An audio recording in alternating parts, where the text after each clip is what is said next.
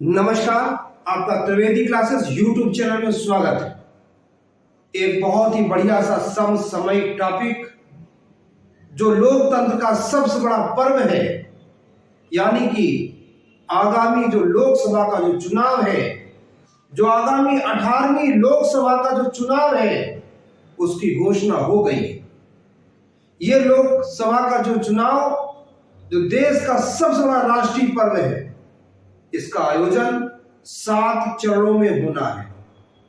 देश के मुख्य निर्वाचन आयुक्त राजीव कुमार ने इसे 7 चरणों में होना सुनिश्चित किया है। इन 7 चरणों में लोकसभा की 543 सीटों का चुनाव होगा।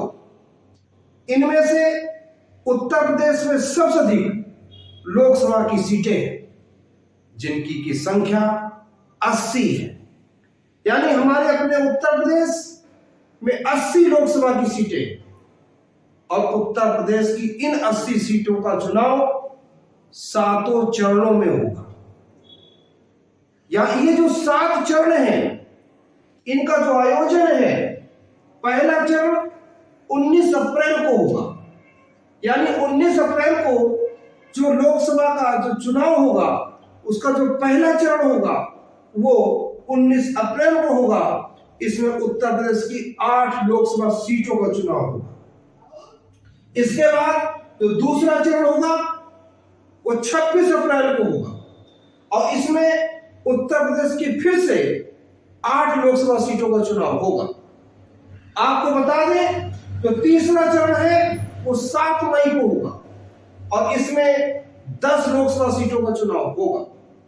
चौथा चरण 13 मई को होगा, और इसमें 13 लोकसभा की सीटों का चुनाव होगा।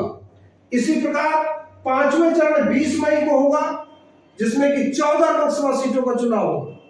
जो छठा चरण है वो 25 मई को होगा, और इसमें फिर से 14 लोकसभा सीटों का चुनाव होगा। जो 7वां चरण है वो 1 जून को होगा, और इसमें 13 लोकसभा सीटों का चुनाव होगा। इस प्रकार से 19 अप्रैल से लेकर 1 जून के मध्य में 7 चरणों में यह लोकसभा का चुनाव संपन्न होगा। इन 7 चरणों में मैंने क्रमबद्धता से उत्तर प्रदेश की 80 लोकसभा सीटों का ब्यौरा दिया है। जब ये चुनाव हो जाएगा तो इसकी मतगणना होगी, और यह मतगणना की जो डेट है 1 जून को लास्ट होगा, और 4 जून को इसकी मतगणना होगी। यानी कि इस महापर्व की जो गणना होगी वो 4 जून को होगी। इसके बाद ये क्लियर हो जाएगा किसकी और किस पार्टी की सरकार बनेगी और कौन हमारा प्रधानमंत्री होगा। आपको बता दें, इससे बड़ा पर्व नहीं है। ये जो 80 लोकसभा की सीटें हैं, इसमें 63 सीटें उत्तर प्रदेश में अनारक्षित हैं, जबकि 17 सीटें एससी कास्ट के लिए आरक्षित की गई हैं। यानी 63 सीटों पे सभी जाति वर्ग के लोग चुनाव लड़ सकते हैं, जबकि 17 सीटों पर सिर्फ एससी कास्ट के लोग चुनाव लड़ सकते हैं। इस प्रकार 80 सीटों में से 17 सीटें एससी कास्ट के लिए आरक्षित की गई।